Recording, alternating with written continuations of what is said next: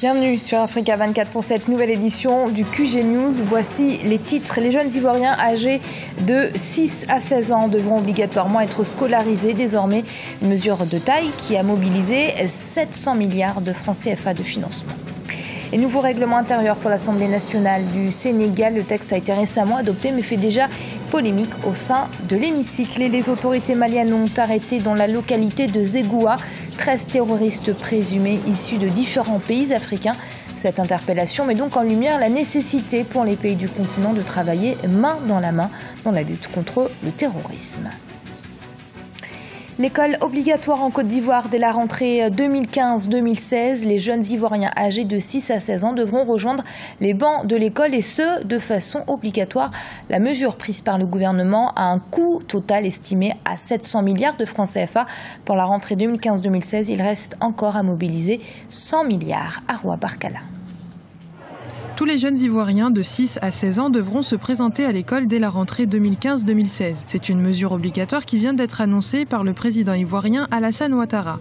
Un budget de 700 milliards de francs CFA pour cette mesure a été fixé. S'il manque encore 100 milliards de francs CFA pour la rentrée prochaine, le gouvernement se dit confiant sur ses capacités à mobiliser cette somme d'ici à septembre 2015. La nouvelle a été accueillie favorablement par les parents d'élèves parce que pour une fois, les parents se voient dans l'obligation de scolariser leurs enfants. Et vous savez qu'en Côte d'Ivoire, de façon particulière et dans tous les pays africains, la scolarisation pose un problème. Mais surtout, ce qui est la bonne nouvelle pour les parents, c'est que cette obligation scolaire est arrimée à la gratuité de l'école. L'État prendra en charge aussi bien de façon directe ou indirecte l'obligation scolaire.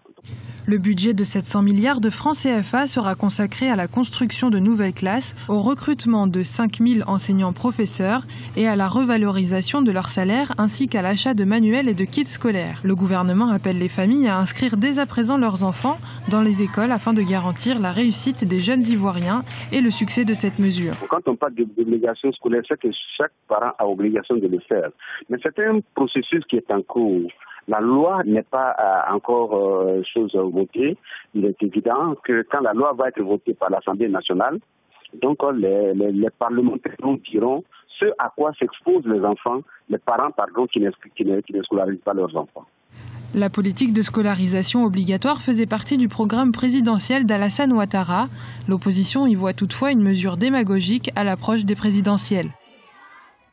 Une responsabilité morale et non pénale, c'est ce qu'a reconnu lors de son interrogatoire par des magistrats guinéens Moussa Dadis Camara dans le massacre du 28 septembre 2009 en sa qualité de chef de la junte militaire au moment des faits. Ce 28 septembre, les forces de défense et de sécurité guinéennes avaient réprimé par la force une manifestation d'opposants faisant 157 victimes. Les députés sénégalais ont modifié le règlement intérieur de l'Assemblée nationale en juin 2015. Ce nouveau règlement continue de susciter des réactions au sein de la classe politique et est loin de faire l'unanimité. Le texte modifie notamment le mandat du président de l'Assemblée nationale, un mandat qui a été ramené à 5 années. Birama Saonera. Au Sénégal, la loi sur le mandat du président de l'Assemblée nationale continue d'alimenter les discussions.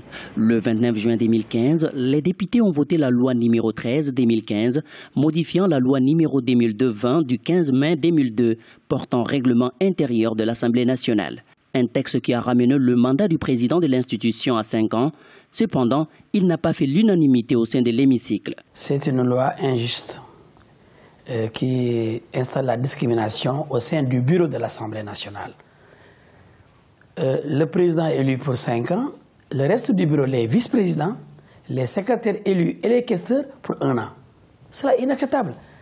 On fait une confusion entre l'Assemblée nationale, qui représente le pouvoir législatif, qui est une institution de la République, et le président de l'Assemblée, qui n'est pas du tout l'institution.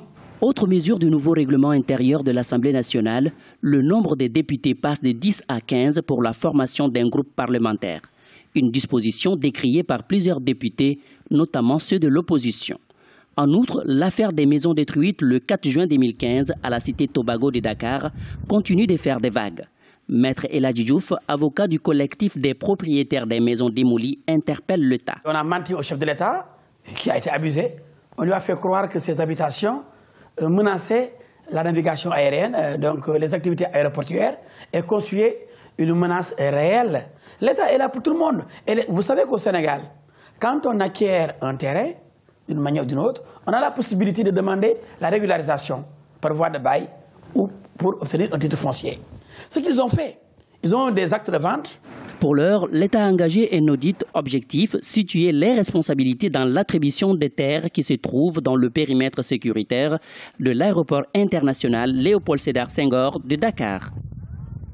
De violents combats ont opposé ce mardi l'armée camerounaise à des membres du groupe Boko Haram. Les affrontements ont lieu à Kerawa et El Daoustaf. Un bilan provisoire fait état de 4 morts du côté du groupe terroriste. Aucune victime n'est à déplorer du côté de l'armée camerounaise. Ces dernières années, ces semaines, Boko Haram est particulièrement actif contre les pays qui se sont unis pour éradiquer ce groupe terroriste, à savoir le Nigeria, le Tchad, le Niger et le Cameroun.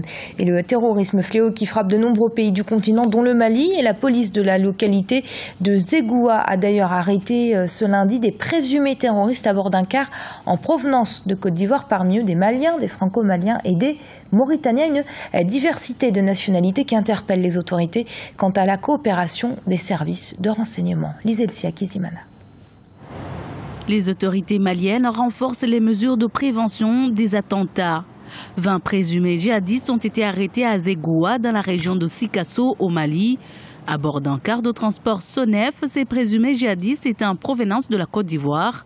Ils sont soupçonnés de planifier des attentats sur le territoire malien.